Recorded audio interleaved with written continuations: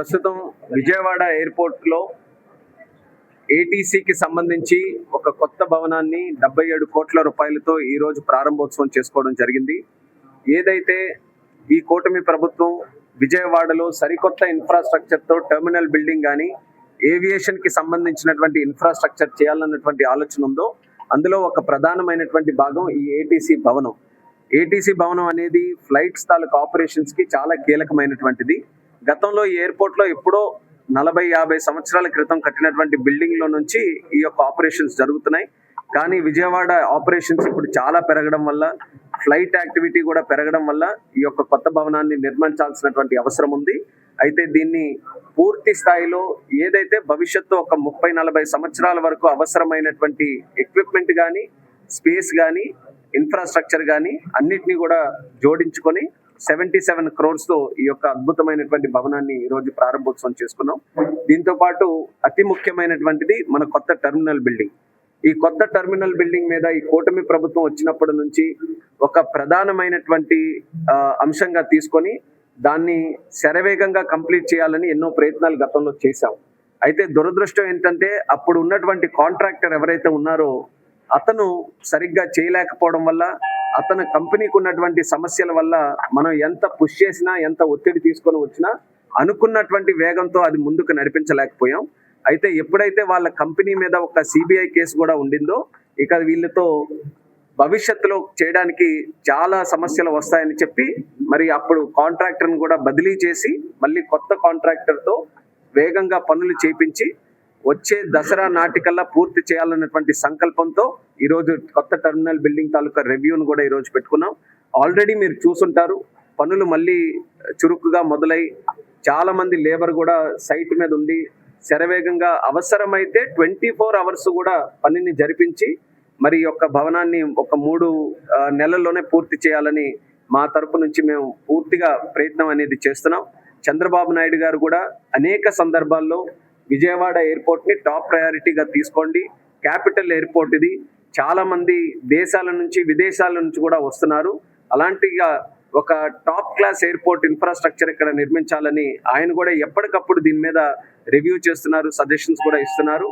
అదే రకంగా స్థానికులు కూడా మరి మన పార్లమెంట్ సభ్యులు ఒక పక్కన చిన్ని గారు కానీ, బాలశౌరి గారు కానీ, స్థానిక శాసనసభ్యులు వెంకట్రావు గారు కానీ వీళ్ళు కూడా లోకల్గా ఉన్నటువంటి సమస్యలు ఎప్పటికప్పుడు చెప్తూ పనిని ముందుకు కొనసాగించడానికి వాళ్ళ వంతుగా కూడా సహకారం అందిస్తున్నారు. సో వాళ్ళందరికీ ధన్యవాదాలు తెలియజేసుకుంటూ మా లక్ష్యం ఏదైతే ఇది ఒక 3 months కంప్లీట్ చేయాల్సింది ఉందో దానికి ఎట్టి పరిస్థితుల్లో కాంట్రాక్టర్ మీద కూడా పుష్ చేసి మళ్ళీ మంచి భవనాన్ని క్వాలిటీగా ఉండేది, మరీ ముఖ్యంగా ఇక్కడ ఎవరైతే ప్రయాణికులు ఉన్నారో వాళ్ళకి కావాల్సినటువంటి అన్ని సదుపాయాలు కూడా ఇక్కడ జోడీకరించి చేయాలని ఒక ప్రయత్నం మేము చేస్తున్నాం. ఆల్రెడీ ఎయిరో బ్రిడ్జెస్కి సంబంధించి కానీ, టెర్మినల్ లోపల ఏ ఫెసిలిటీస్ చూసుకున్నా ఈరోజు కొత్త టెర్మినల్స్ ఎక్కడెక్కడ వస్తున్నాయో, ఏ ఫెసిలిటీస్ ఉన్నాయో అన్ని కూడా మన విజయవాడలో మనం ఏర్పాటు చేస్తున్నాం.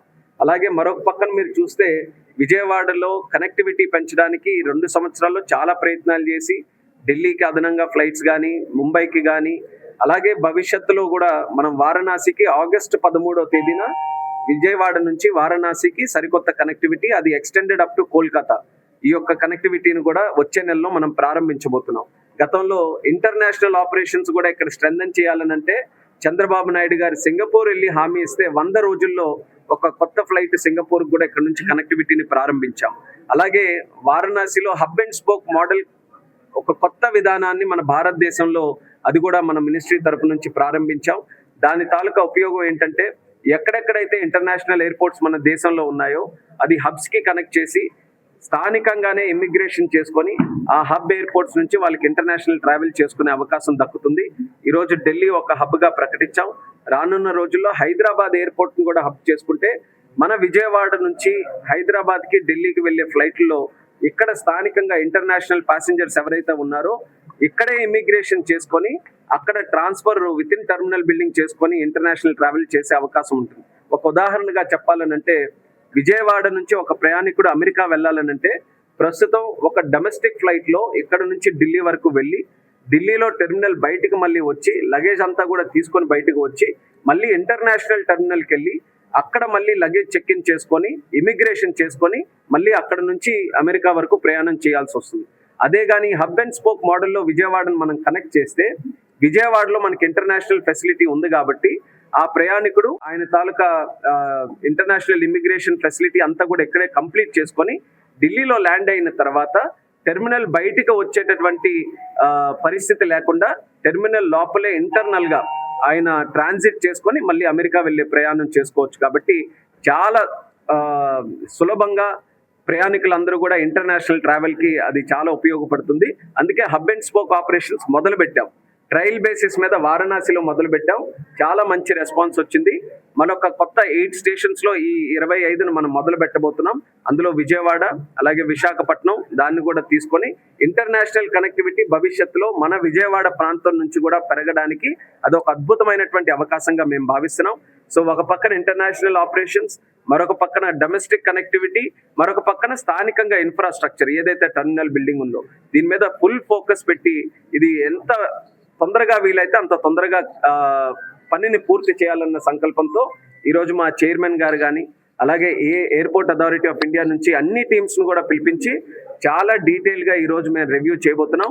స్థానికంగా ఎంపీలు అందరూ కూడా ఈరోజు హాజరయ్యారు. సో లోకల్ గా ఏదైనా ఇష్యూస్ ఉన్నా సరే వాళ్ళ ద్వారా తెలుసుకొని భవిష్యత్తులో ఎక్కడ ఆటంకాలు లేకుండా ఫుల్ ఫ్లెడ్జ్డ్ గా ఇంకా కంప్లీషన్ వరకు పని ఎక్కడ ఆగకుండా జరిగే విధంగా చర్యలు మేము తీసుకుంటాం.